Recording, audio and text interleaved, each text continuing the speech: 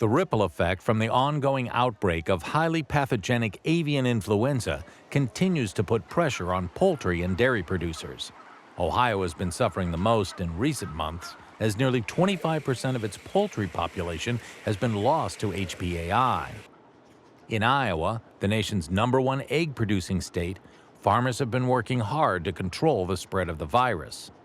Just the experience over the last couple of years has shown us that this is a threat nearly year-round. And that's where producers are having to think about biosecurity strategies around that, accommodate for that. And we, from a response standpoint, are having to accept the fact that we're essentially in a response mode almost entire year. The price of eggs has been the most noticeable impact to consumers, as the higher percentage of bird deaths has been among laying hens. Broilers raised for meat have experienced less impact to date. USDA data shows the average wholesale price for eggs went up to $7.34 per dozen last month. While some places have seen retail prices reach $10 per dozen in recent days, the Bureau of Labor Statistics put the nationwide average at $4.95 per dozen. Last year at this time, the average retail price was $2.99 per dozen.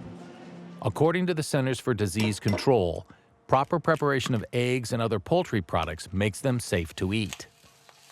Bird flu has been detected in poultry, dairy cattle, and wild birds in all 50 states. So far, 38 million laying hens and pullets have been euthanized to control the spread of the disease.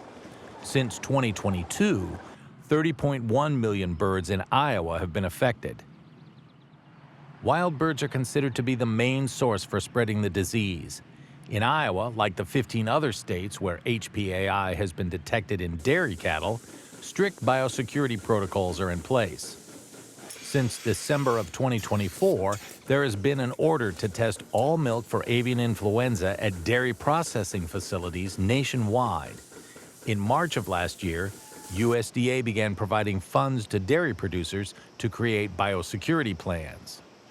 Isn't now the time to ask the questions that maybe we didn't have to ask before, vaccine being one of those? Next level biosecurity investment and research, those are the types of things that I'm anxious to hear from USDA, and I think Secretary Rollins arriving at USDA now officially really is a good thing when it comes to that. Officials with the CDC also say the number of cases where the disease has passed to humans is now at 68, with 1 death. The federal government has spent more than $1.4 billion fighting the current outbreak, which includes $1.25 billion in indemnity and compensation payments.